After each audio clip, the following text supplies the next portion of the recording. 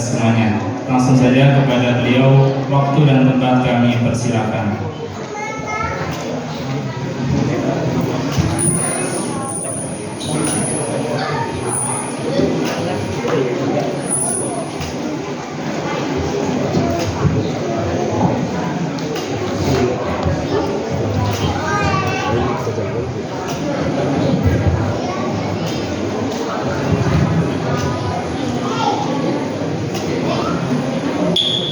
Sebelumnya mohon izin Bapak Ibu untuk memulai majelis yang kami hormati para alim ulama, para ustaz, para sepuh bin sepuh. Bismillah, assalamualaikum warahmatullahi wabarakatuh. Kayaknya nggak pakai dereng semangat banget ya Pak. Perlu diulang Pak? Apa ibu-ibu perlu diulang Bu? Masya Allah. Bismillah, assalamualaikum warahmatullahi wabarakatuh.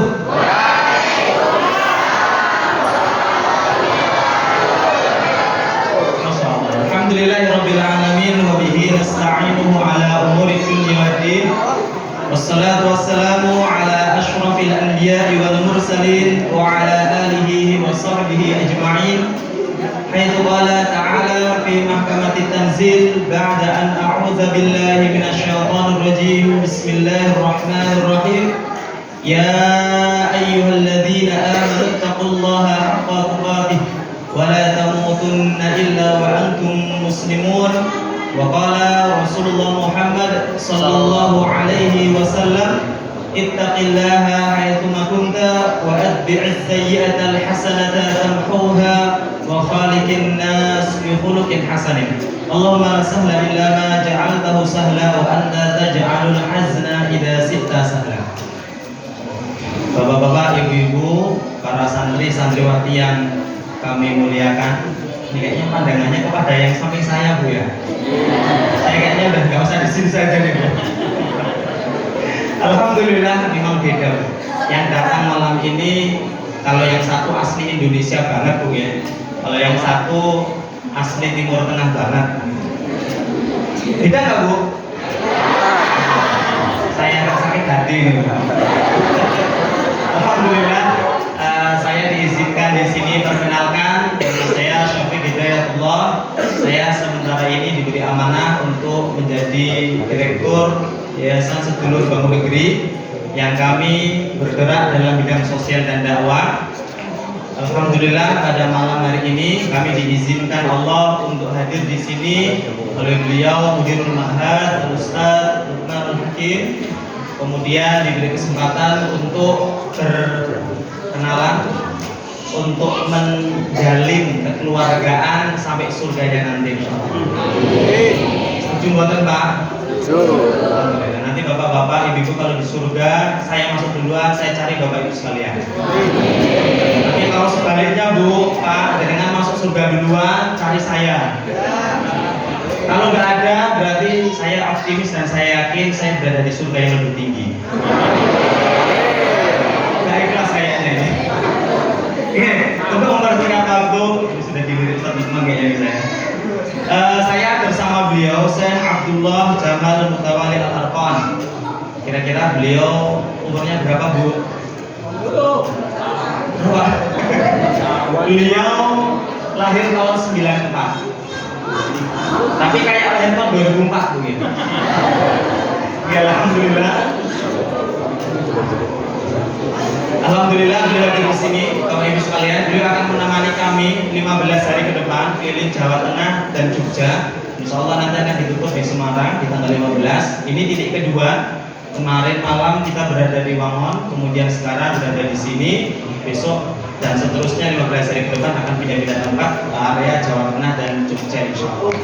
Beliau ini saya kenalkan dulu bapak-bapak ibu sekalian. Beliau seorang ulama di Gaza, memegang sanad tertinggi Al-Quran di Gaza. Alhamdulillah bisa selamat dan beliau mengalami masa perang 8 bulan. Kemudian setelah itu beliau keluar lewat pintu Mesir dan akhirnya beliau menjadi pengajar Al-Quran di Mesir. Kemudian termasuk beliau sampai sekarang secara online masih mengajarkan Al-Quran lintas negara.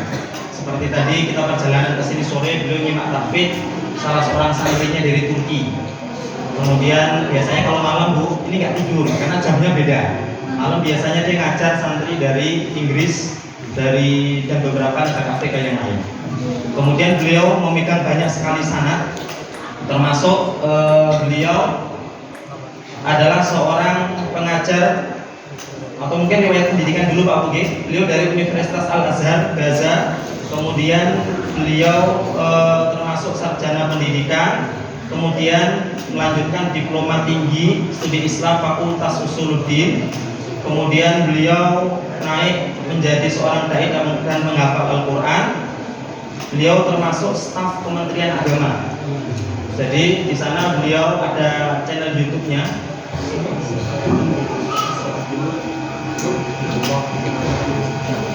Ini di YouTube beliau punya channel gitu. Syekh Abdullah Jamal Al-Maqdisi. Nah, namanya kalau di YouTube seperti itu bisa dicari Bapak Ibu sekalian. Di situ banyak sekali memberi kajian-kajian di Gaza sebelum terjadi perang. Beliau staf Kementerian Agama. Kemudian beliau memegang banyak sekali sanad, termasuk beliau memegang sanad Tuhfatul Atfal, Muqaddimah Jazariyah, Salsabil Asy-Syifai, Satibiyah, Thayyibatun Nasr dan lainnya, termasuk pengajar terkemuka. Beliau murid dari Dr. Aiman Suwaid dan Dr. Walid Al-Muraisi. Masya Allah, beliau secara sanad sangat-sangat tinggi.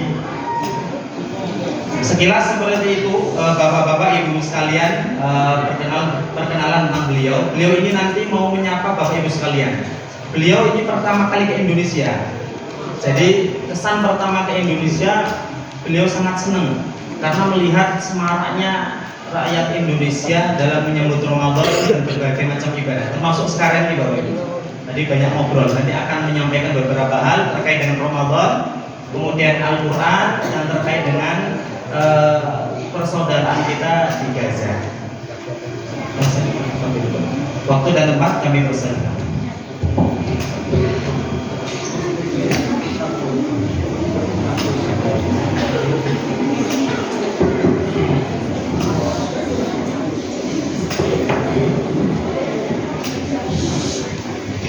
Assalamualaikum warahmatullahi wabarakatuh.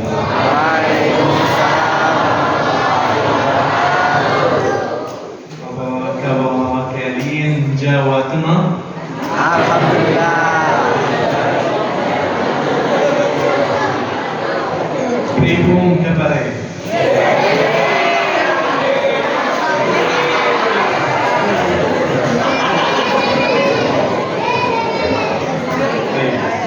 نبدأ على بركة الله. بسم الله الرحمن الرحيم. الحمد لله ثم الحمد لله ثم الحمد لله. الحمد لله رب العالمين على نعمه وآلائه. الحمد لله رب العالمين أن بلغنا هذا الشهر الفضيل. الحمد لله ثم الحمد لله ثم الحمد لله كثرا، والصلاة والسلام على إمام المرسلين وسيد الغر المحجلين، إمامنا وقدوتنا رسول الله الأمين محمد صلى الله عليه وعلى آله وصحبه أجمعين. وبعد، حياكم الله وبياكم وسدد على طريق الحق خطانا وخطاكم، طبتم وطاب ممشاكم وتبوأتم من الجنة منزلا. ما أجمل أن نلتقي هنا مع شرف المكان وشرف الزمان وشرف الصحبة والأشخاص. أما شرف المكان فإننا الآن أيها الأكارم أين نحن؟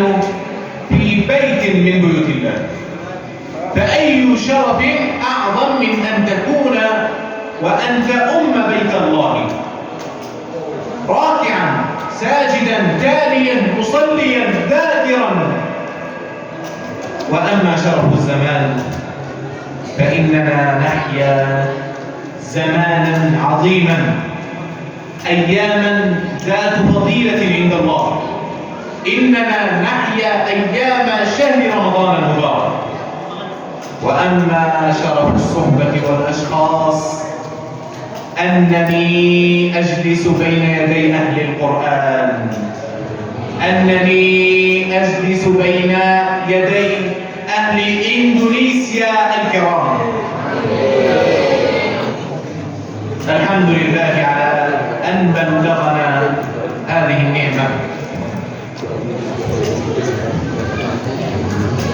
Sudah paham Bu ya? Alhamdulillah. Selesai nanti Bu ini. Dengan banyak santri-santriwati yang biasa berbahasa Arab ya. Jadi ada beliau, saya nggak layak sebenarnya duduk di sini Bu. Malu sama beliau Ustaz Uthman. Bismillah, saya coba sampaikan apa yang beliau sampaikan tadi. Setelah memuji Allah Subhanahu wa taala dan Rasulnya, beliau sampaikan bahwa kita sekarang berada di tempat yang mulia, berada di waktu yang mulia, berada di masjid, tempat rukuk, tempat sujud, berada di bulan Ramadan, tempat banyak pahala, banyak keberkahan dan seterusnya. Beliau juga menyampaikan sangat berbahagia sekali berada di duduk bersama dengan Bapak, Ibu, Saudara, adik semua warga Indonesia. Beliau mendoakan tadi semoga semuanya menjadi ahlul Quran. Mendoakan kepada kita semua semoga kita menjadi orang yang menjaga Al-Qur'annya dan bersaksi atas agamanya. لا أستطيع أن أصف لكم سعادتي وفرحتي الغامرة وأنا أرى أهل إندونيسيا وأناسها الطيبين الذين نلمح في وجوههم حب القرآن وحب دين الإسلام وحب بلدي ووطني غزة. فكل أندونيسي رأيته كلهم يتفقون على حب غزة. Kemudian beliau menyampaikan, Bapak Ibu sekalian, saya tidak bisa mengungkapkan kebahagiaan saya duduk dengan rakyat Indonesia yang terkenal dengan Ahlul Quran. Terlebih rakyat Indonesia sudah banyak menemani kami di Gaza, banyak berkontribusi membantu kami di Gaza. Beliau sampaikan tadi bahwa Indonesia di Gaza terkenal dengan warga negara yang baik, warga negara yang tidak pernah meninggalkan mereka, dan warga negara yang selalu membantu mereka dalam kesulitan-kesulitan yang ada. حديثي إليكم أيها الأكارم عن ثلاث أشياء، ثلاث أمور نتكلم بها. أما الأمر الأول فهو شهر رمضان المبارك. إن الله عز وجل قد اصطفى أياما على أيام وشهورا على شهور، وقد اصطفى من البشر محمدا صلى الله عليه وسلم، وقد اصطفى من البلاد والأمكنة بيت الحرام، المسجد الأقصى، ومسجد النبي صلى الله عليه وسلم. ومن الأيام التي فضلها يوم الجمعة، ومن الشهور التي فضلها الله على غيره شهر رمضان المبارك. فإننا نفرح ونستبشر بمقدم هذا الشهر الكريم، هذا الشهر العظيم، شهر الرحمات، شهر الخير والبركات، شهر المغفرة والرحمات من رب الأرض والسماوات. النبي صلى الله عليه وسلم كان إذا دخل شهر رمضان يقول لأصحابه: أتاكم شهر رمضان المبارك، شهر كريم فيه تفتح أبواب الجنة وتغلق أبواب الجحيم وفيه تصفد الشياطين وفيه ليلة خير من 1000 شهر. الله تبارك وتعالى يقول في سورة القدر: ليلة القدر خير من 1000 شهر. فيه ليلة خير من 1000 شهر. من حرم أجرها فقد حرم. وفي رواية أخرى: من حرم خيرها فقد حرم. Bapak Ibu sekalian yang dirahmati Allah, beliau menyampaikan, insya Allah akan menyampaikan 3 hal pada malam hari ini. Yang pertama terkait dengan bulan Ramadan. Beliau menyampaikan bahwa Allah Subhanahu wa Ta'ala dalam menciptakan dunia ini, Allah Subhanahu wa Ta'ala selalu memberikan kemuliaan-kemuliaan pada suatu hal, baik itu tempat, waktu maupun yang lainnya. Termasuk beliau telah sampaikan kepada kita, Allah memuliakan bulan ini, yaitu bulan Ramadan, dengan berbagai macam kemuliaan. Di antaranya bulan Ramadan bulan penuh berkah, dibukakan seluruh pintu berkah. Kemudian bulan Ramadan adalah bulan pengampunan. Bulan Ramadan adalah bulan kasih sayang. Kemudian beliau sampaikan tadi bahwa Rasul Shallallahu Alaihi Wasallam ketika datang bulan Ramadan, beliau sampaikan kepada para sahabatnya, wahai para sahabatku, telah datang bulan Ramadan, telah datang bulan penuh kemuliaan. Kemudian Rasul melanjutkan, di bulan ini seluruh pintu surga dibuka, kemudian seluruh pintu neraka ditutup, setan-setan dibelenggu, dan kaum muslimin dipermudah untuk melakukan kemuliaan-kemuliaan dan kebaikan-kebaikan.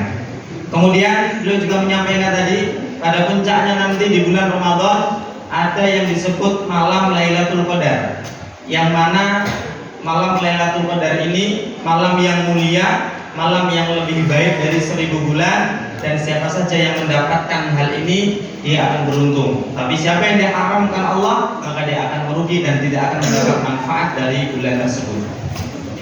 فشهر رمضان المبارك أيها الأكارم، شهر رمضان هو نفحة من أيام الله، نفحة مباركة يرسلها الله لعباده ليغتنموا أوقاته بالطاعات وبالقربات.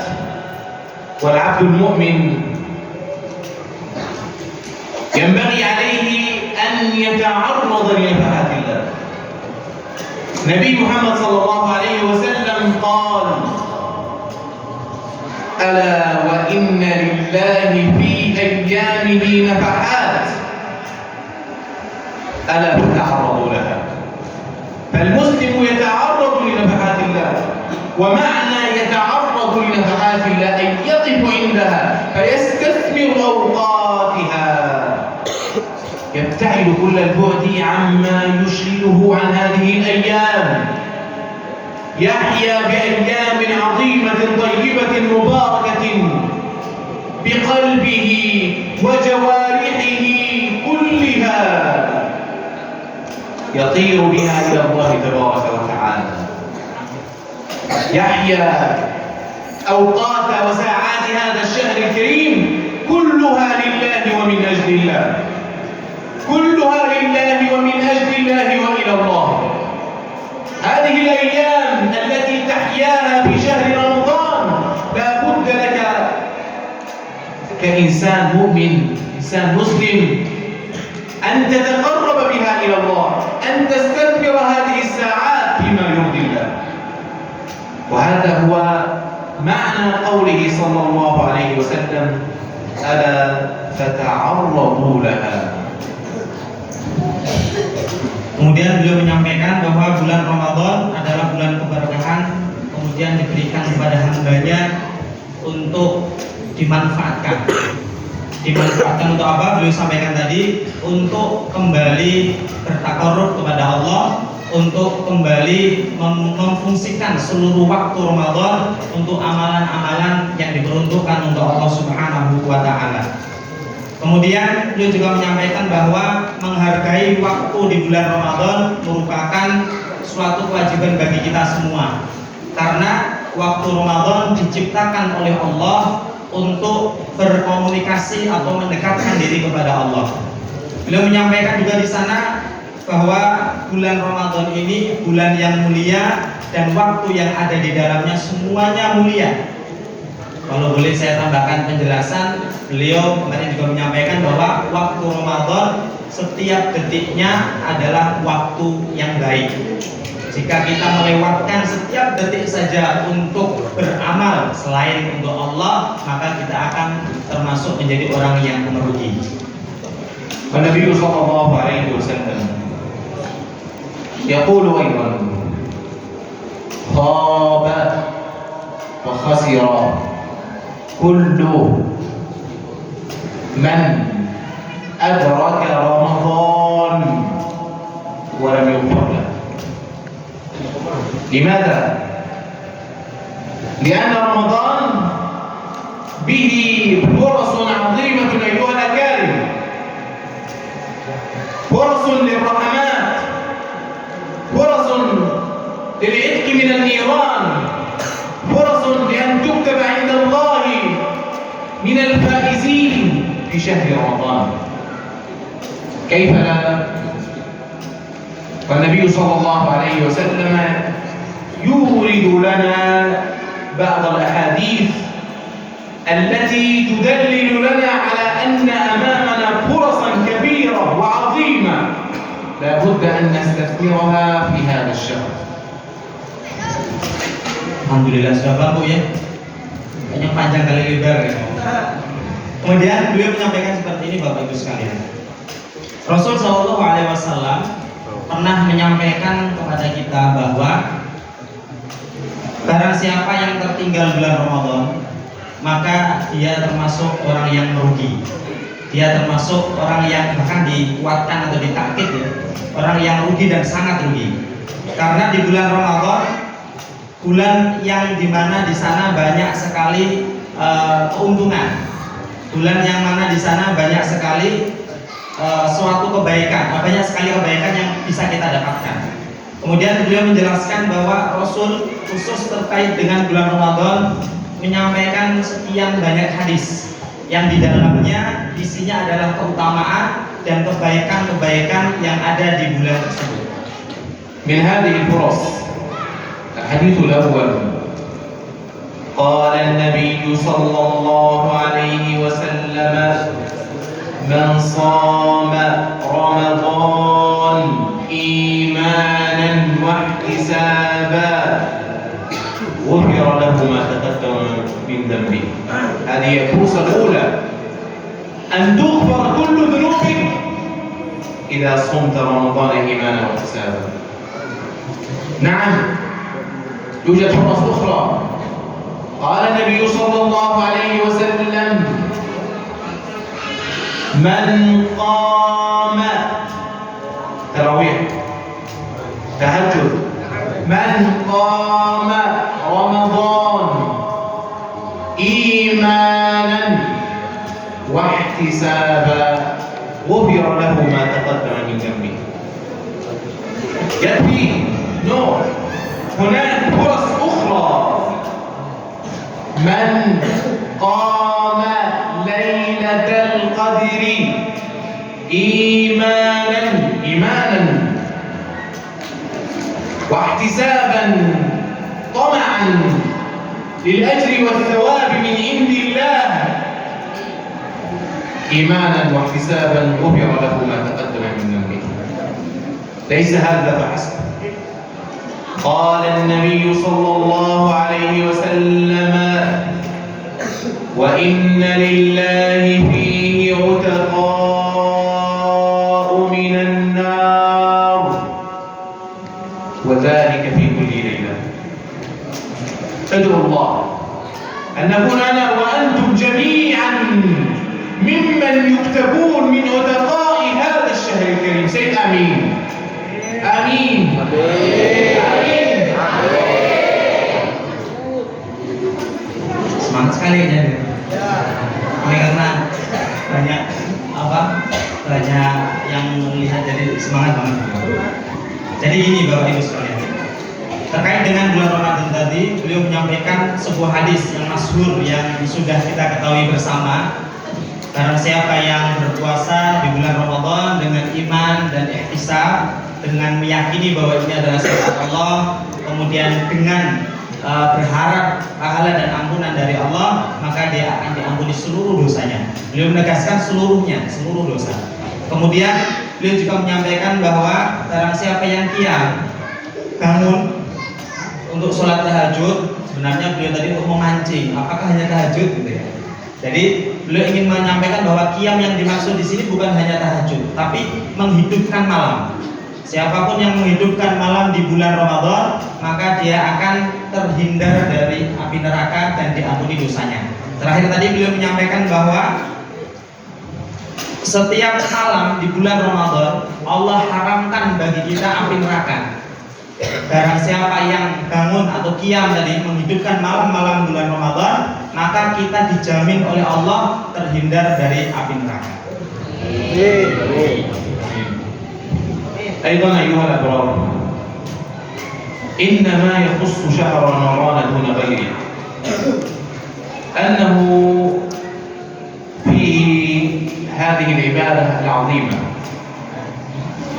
عبادة الصيام التي قال الله تبارك وتعالى في حقها: يا أيها الذين آمنوا كتب عليكم الصيام كما كتب على الذين من قبلكم. لماذا؟ لنتحصل على التقوى، لنزيد من التقوى. والتقوى معنى تقوى القرب من الله، أن تتقي الله، أن تزيد خشيتك لله، أن تعمل من أجل لقاء الله. إذا أردت أن تفعل ما يرضي الله. يا أيها الذين آمنوا كتب عليكم الصيام كما كتب على الذين من قبلكم. كل الأقوام السابقين كانوا يصومون، ولكن صيامهم كان في كيفية بشكل آخر. كتب عليكم الصيام كما كتب على الذين من قبلكم. لماذا؟ لعلكم تتقون. أسأل الله أن يجعلني وإياكم من المتقين. آمين.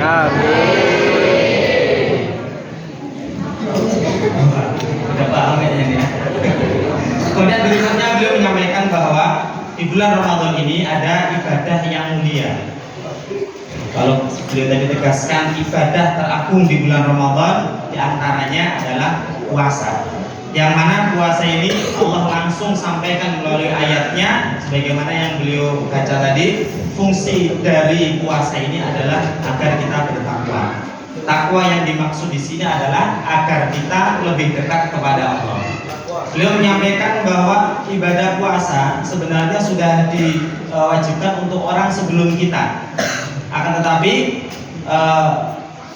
poinnya sama. Puasa zaman dulu dengan zaman sekarang sama untuk meningkatkan ketakwaan kita, mendekatkan diri kita kepada Allah Subhanahu wa taala. Kemudian beliau tadi juga menyampaikan dengan doa, semoga kita semua termasuk dari orang-orang yang senantiasa bertakwa kepada Allah Subhanahu wa taala. Amin. وإن الصيام أيها الأفاضل ما يخصه عن غيره من الفرائض ومن الطاعات ومن العبادات، مع أننا نفعلها كلها من أجل الله، إلا أن الله تبارك وتعالى قد اختص بالصوم لنفسه دون سائر العبادات. والدليل قول الله تبارك وتعالى في الحديث القدسي: كل عمل ابن آدم له إلا الصوم فإنه لي وأنا أجزي به. قال: يدع طعامه وشرابه وشهوته من أجله. الله تبارك وتعالى يجعل هذه العبادة الصوم لنفسه، أنت تصوم من أجل الله. وقد علق العلماء على ذلك، لماذا الصوم قد اختص الله به لنفسه دون غيره من العبادات؟ قال لأن فيه يتحقق الإخلاص وتتحقق العبودية. هذه في نهار رمضان لا يجوز أن تشرب منها لأنك تمتثل لفريضة الصيام، ولكن بحلول أذان المغرب أنت تشرب. امتناعك عن هذا طوال النهار وأنت تراها أمامك يتحقق في ذلك العبودية لله التي وجدنا من أجلها. لماذا خلقنا؟ هل خلقنا لنأكل؟ هل خلقنا لنشرب؟ أين الإجابة؟ الإجابة في قول ربنا تبارك وتعالى: وما خلقت الجن والإنس إلا ليعبدون ما أريد منهم من رزق وما أريد أن يطعمون إن الله هو الرزاق ذو القوة المتين.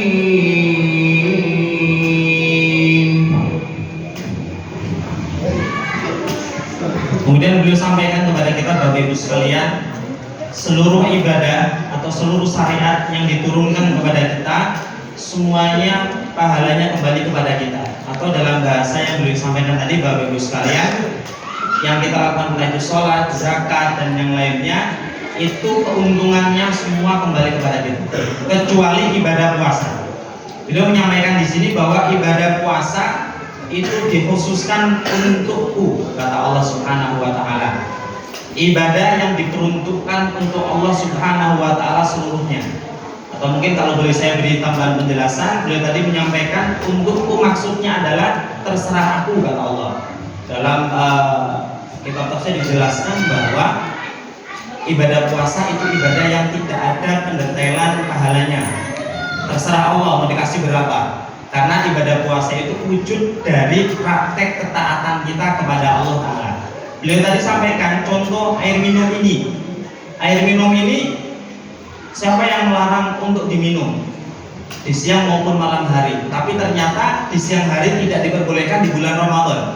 Ketika seorang hamba tidak meminum air di bulan Ramadan atau tidak meminum air minum tadi di bulan Ramadan, maka itu tanda ketaatannya kepada Allah, tanda keikhlasannya dia dalam mengabdi dan beribadah kepada Rabb-Nya.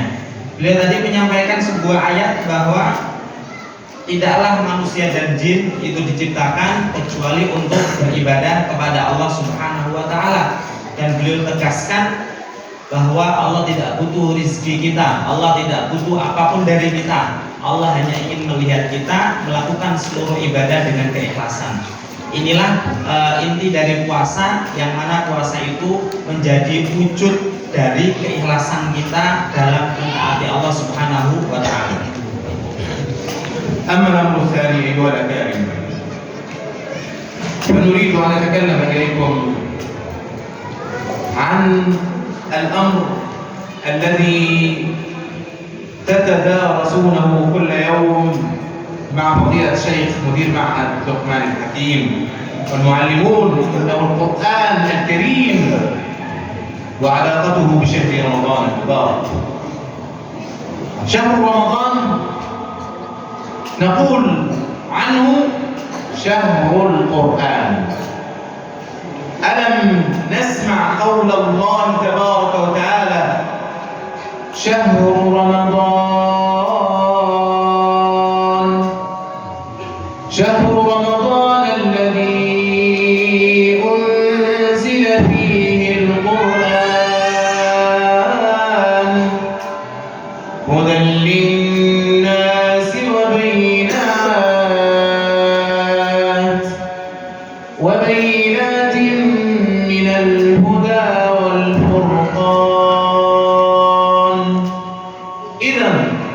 شهر رمضان كما أنه شهر الصيام فهو أيضا شهر القرآن.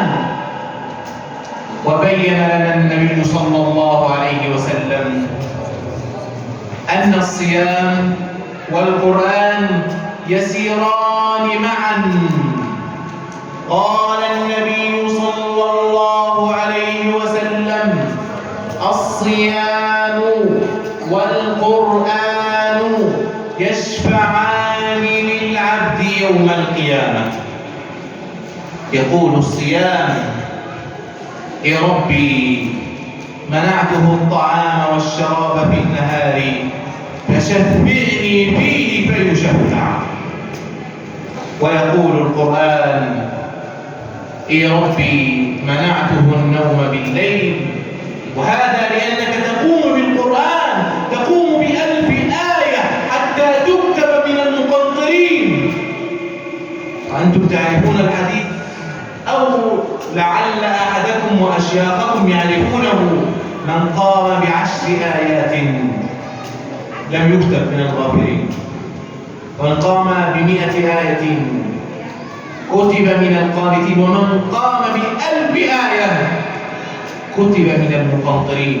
لذلك يقول القرآن: يا ربي منعته النوم بالليل، صلاة الليل، يا ربي منعته النوم بالليل فشفعني فيه. قال: فليشفع.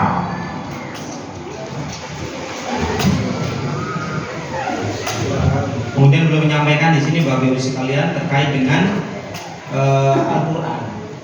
Selain bulan Ramadan, beliau juga ingin berbicara tentang Al-Quran, yang mana Al-Quran ini menjadi keseharian sehari-hari di sini dalam bimbingan Ustaz Luqmanul Hakim tadi. Jadi Al-Quran dan Ramadan adalah dua hal yang saling berhubungan. Karena Al-Quran diturunkan di bulan Ramadan, maka dari itu Ramadan disebut juga bulan Quran, dan kadang disebut juga dengan bulan siam, bulan berpuasa. Kemudian di bulan Ramadan ini Al-Quran diturunkan atau kita kenal dengan malam Lailatul Qadar. Dan beliau menyampaikan bahwa Al-Quran dan siam itu berjalan seiringan. Jadi puasa dan Al-Quran, membaca Al-Quran itu senantiasa jalan bareng. Dan beliau menyampaikan pula di akhirat nanti Al-Quran dan siam sama-sama mengadu kepada Allah Subhanahu wa Ta'ala.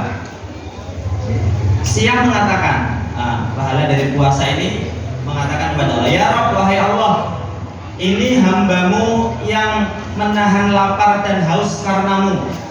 Ini hambamu yang bisa menahan lapar dan haus di siang hari karenamu, maka berilah syafaat dia.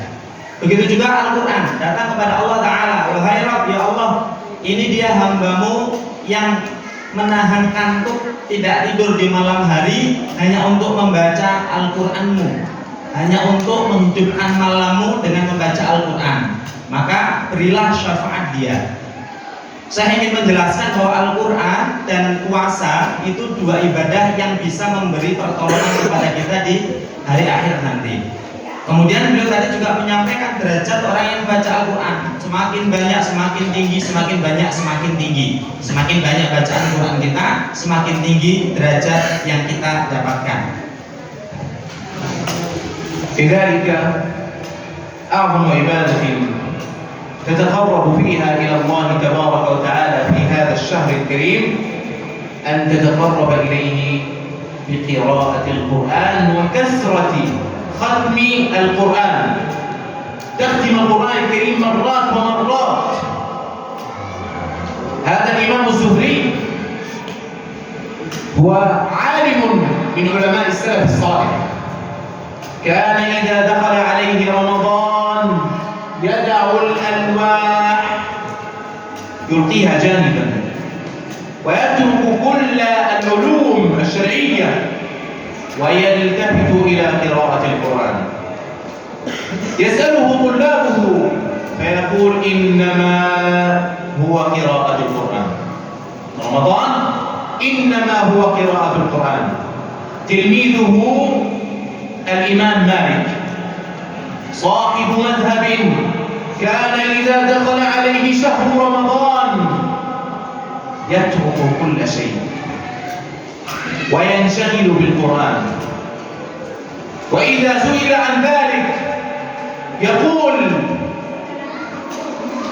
هو قراءة القرآن وإطعام الطعام.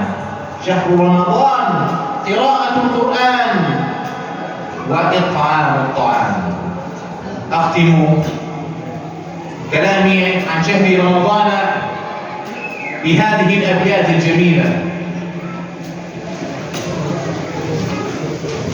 فيا ذا الذي ما كفاه الذنب في رجب حتى عصى ربه في شهر شعبان، قد أظلك شهر الصوم بعدهما فلا تصيره أيضا شهر عصيان، واتل القرآن وسبح فيه مجتهدا فإنه شهر تسبيح وقرآن. كم كنت تعرف ممن صام في سلف ما بين أهل وإخوان وجيران، أفناهم الموت واستبقاك بعده حيا، فما أقرب القاصي من الثاني. Kemudian beliau menyampaikan, Bapak Ibu sekalian, bahwa di bulan Ramadan ini mari kita berlomba-lomba menghatamkan Al-Quran, berlomba-lomba membaca dan menghatamkan Al-Quran. Beliau ambilkan salah satu contoh seorang ulama salaf, yaitu Imam Az-Zuhri. Beliau adalah seorang imam besar. Beliau memiliki murid yang bernama Imam Malik, salah satu imam madhab. Beliau sampaikan kepada murid-muridnya, jika masuk ke dalam bulan Ramadan, mari kita tinggalkan seluruh aktivitas termasuk mencari ilmu, hanya untuk membaca Al-Quran. Beliau meninggalkan seluruh majlis-majlis ilmunya hanya untuk membaca Al-Quran. Kemudian beliau menyampaikan pula bahwa bulan Ramadan itu bulan Quran dan bulan memberi makan. Bulan Quran dan bulan memberi makan maksudnya bulan bersedekah, bulan untuk saatnya bersedekah. Kemudian bulan bertasbih dan juga bulan membaca Quran. Jadi ditakkid diulang-ulang sama beliau tadi tentang bagaimana mulianya Ramadan untuk membaca Al-Quran. ولا يتصور أن في شهر رمضان فقط قراءة القرآن أو فقط إطعام الطعام، بل هناك كثير من الأعمال والطاعات والعبادات، ذكر الله، الإنفاق،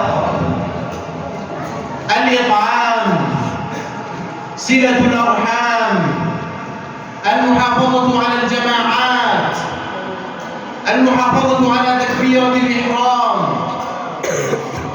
المحافظة على الأخلاق الطيبة. إذا كان صوم أحدكم فلا يرفث ولا يفسق، لا يرفث ولا يفسق. إذا كان صوم أحدكم فلا بد أن يتخلق بأخلاق الصيام. من أخلاق الصيام تطعم الطعام، تنفق في سبيل الله، الصدقات، أجر الأعمال الطيبة في رمضان ليس كالأجر في غيرها. أجر الصدقات في رمضان أعظم من الأجر في غيره.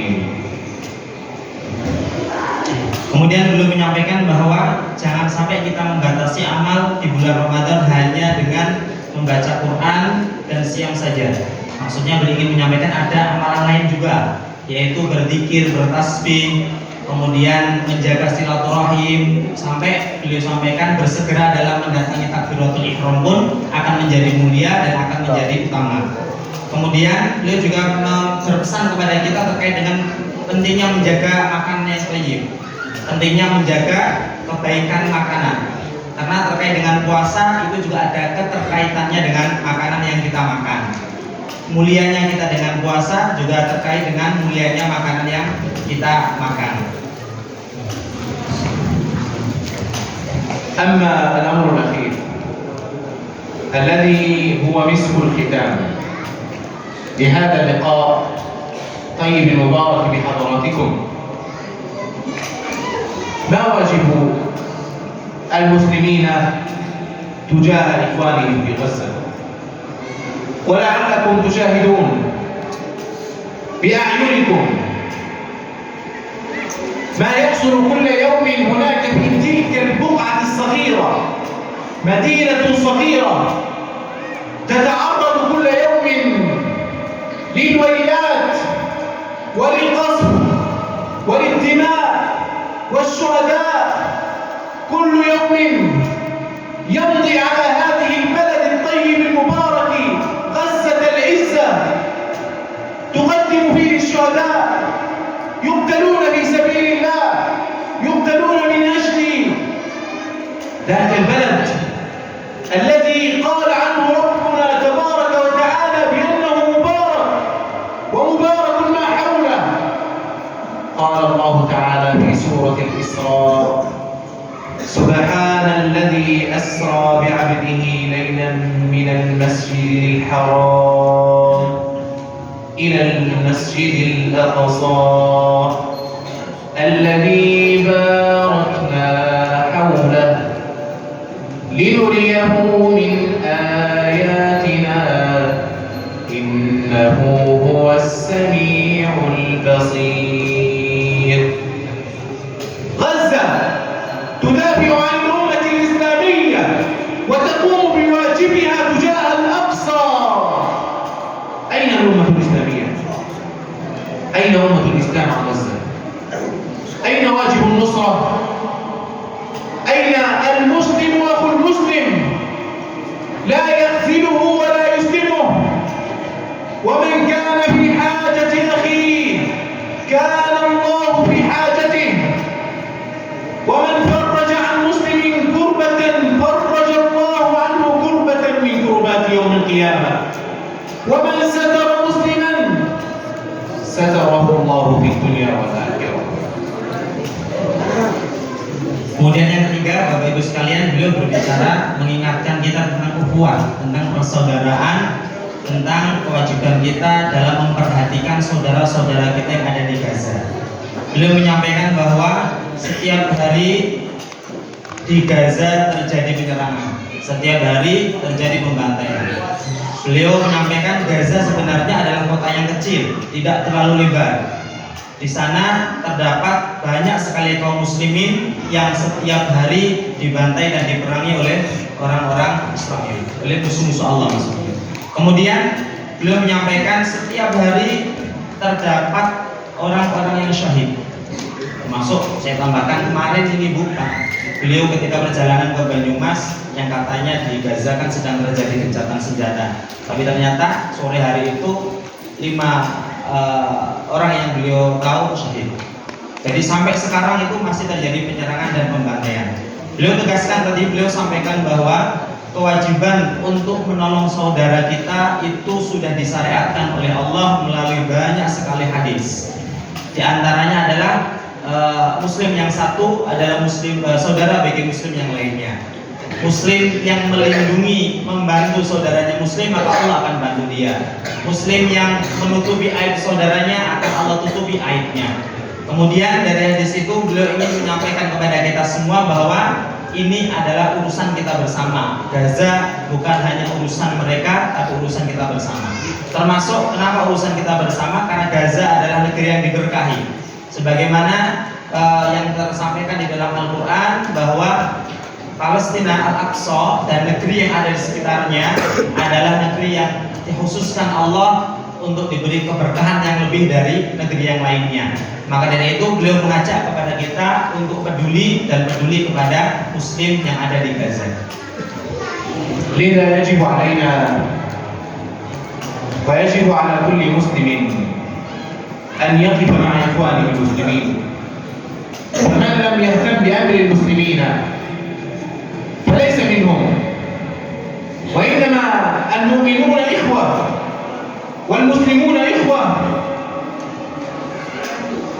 ومثل المؤمنين في توادهم وتراحمهم وتعاطفهم كمثل الجسد الواحد.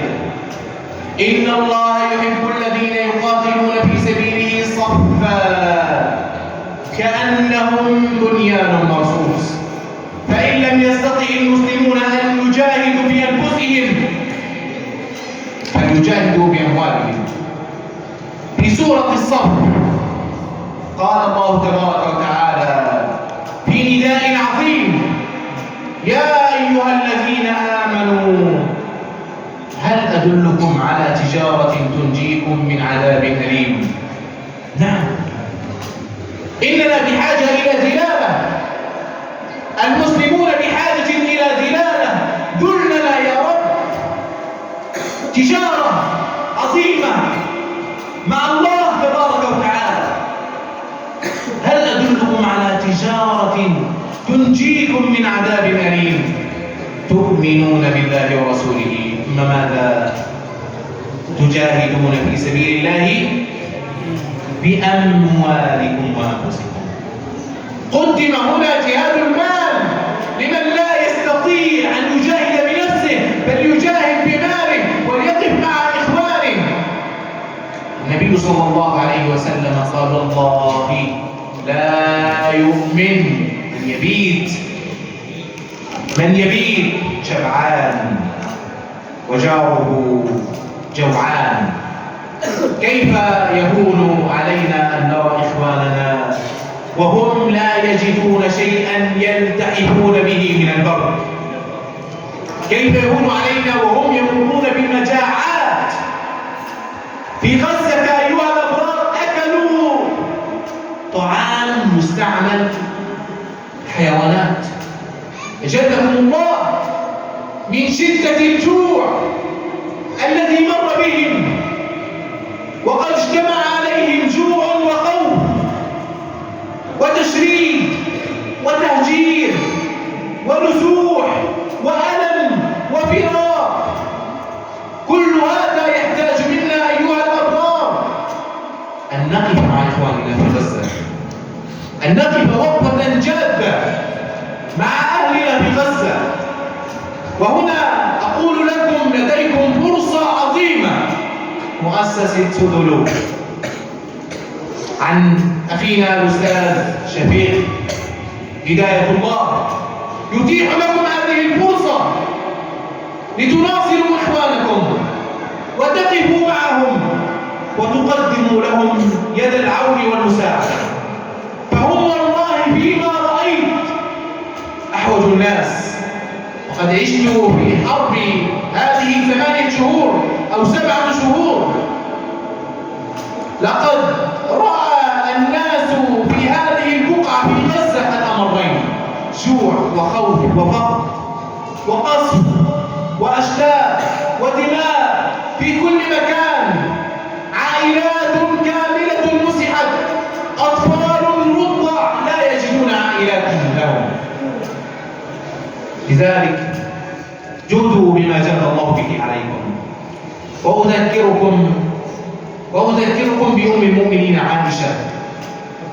أم المؤمنين عائشة رضي الله عنها كانت لا تملك إلا تمرة واحدة، تمرة، فقسمتها وأعطتها للبنتين. فقال نبينا صلى الله عليه وسلم: اتقوا النار ولو بشق تمرة.